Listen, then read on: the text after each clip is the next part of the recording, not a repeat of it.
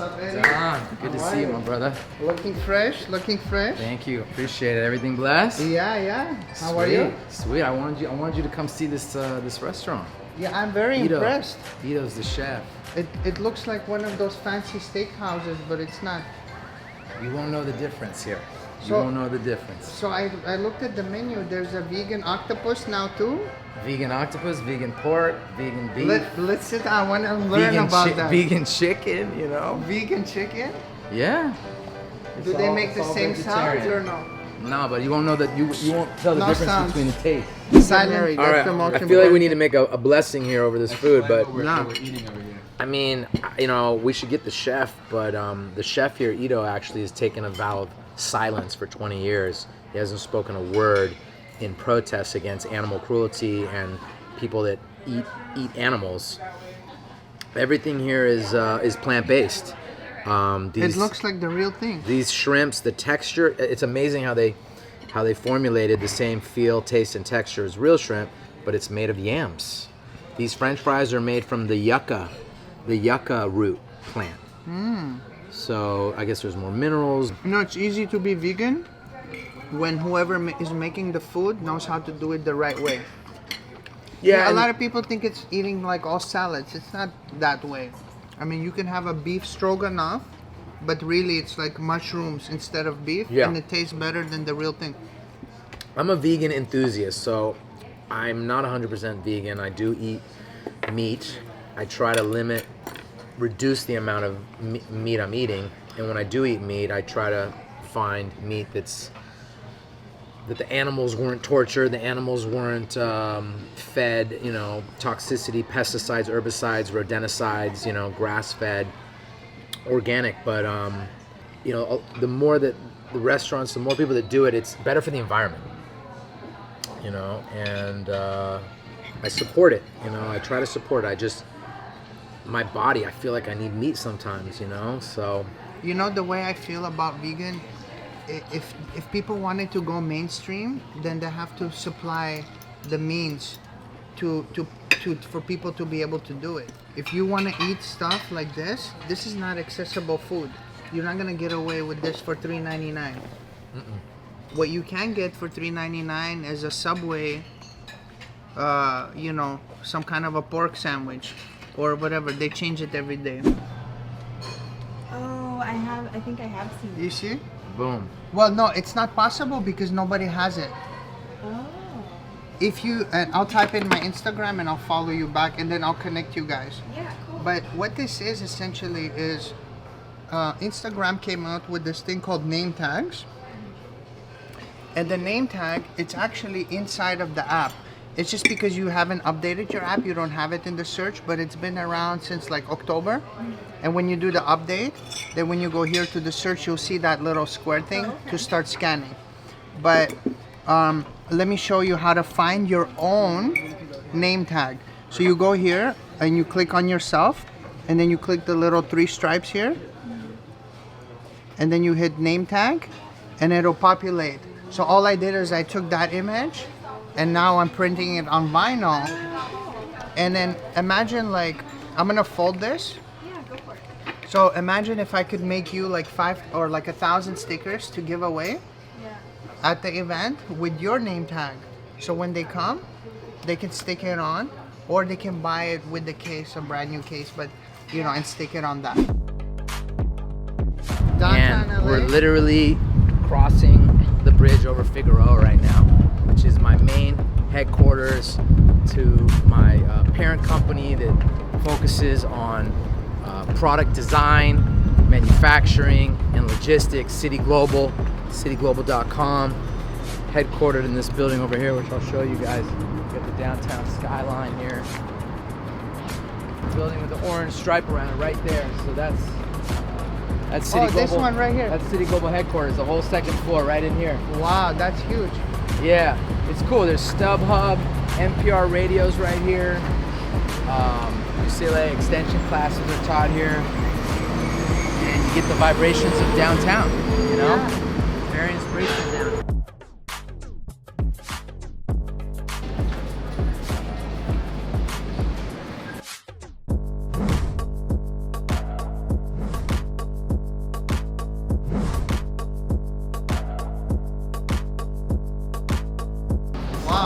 cool office. We got our built-in kitchen. We got a bar in case anyone's thirsty. Relaxation room for taking nap time. If this is an office, I want to work here. So this is more the creative side of. I've got my creative director, art directors, production graphic designers working on design, 3D printers. Yeah, so these are a lot of the products that we make. You know, we work with a lot of brands in the alcohol, wine, and spirit industry, carnival industry, gaming industry, sports industries. You know, we're not restricted by any industries or markets per se. What are we toasting to? Let's drink to happiness, and the rest will come by itself. Oh man. Once you're happy, you're healthy. I agree with that. And this is not for the children as an example. We don't do this every day. It's a very special occasion.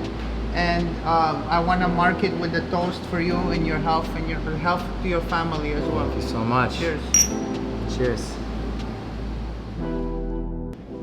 We're here at Eddie's office, and I'm going to ask him a few questions, and we'll go from there. So Eddie, how did you originally sort of get your first break in this industry? Was it through an internship, or did you kind of follow your own path? It wasn't through an internship, but it was because of a relationship I had with a friend, a childhood friend that I grew up with. His father was in the product import-export business. And he introduced me to the promotional products industry, which is one large industry that we are definitely involved in addition to consumer products and amenity and hospitality products. So I was just renting an office space from them. I was a talent manager in my 20s. After I graduated from USC as an acting theater major, I ended up going into the entrepreneurial side of the business and becoming a talent manager, representing actors. And I was renting an office space in my friend's father's building, and every day I'd see, you know, not every day, every week, a truck would pull up, unload a bunch of merchandise and products, and I thought, wow, that's an interesting business. And I have a lot of relationships. I grew up, born and raised in Hollywood, and have people in the film industry and the gaming industry.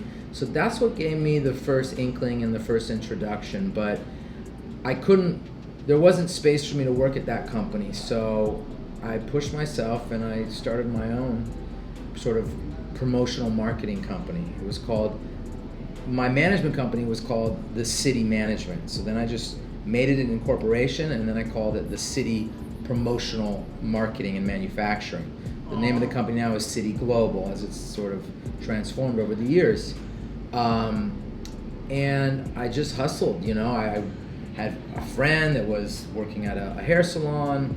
The hair salon needed some bags. I designed the bags, I made the bags. Next thing you know, I'm over at the LA Zoo designing Happy Meals, cups. From there, it's a domino effect of referrals. I mean, every piece of business, every customer I've gotten was really from doing good work with one client and then getting referred to others. Excellent, excellent.